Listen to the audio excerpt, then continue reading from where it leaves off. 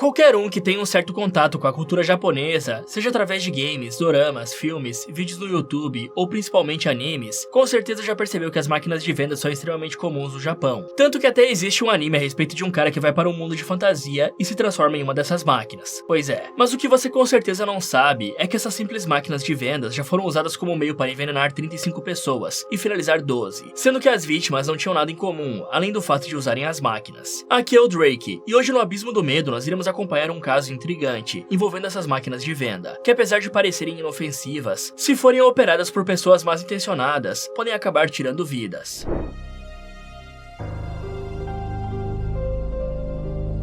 Bom, caso você não tenha familiaridade com esse tipo de equipamento, as máquinas de venda são grandes caixas tecnológicas que ficam espalhadas pelas ruas do Japão. É claro que elas existem em outros lugares, até mesmo aqui no Brasil, mas o foco desse caso são as do Japão. Nessas máquinas podem ser vendidos quase todos os tipos de coisas, como bebidas, salgadinhos, doces, insetos e muito mais, sendo extremamente útil para quem está na correria e não pode parar em um restaurante para comer. Aí conforme foram inseridas na cultura pop através das mídias, as máquinas de venda se tornaram quase um ponto turístico para quem visitava o país.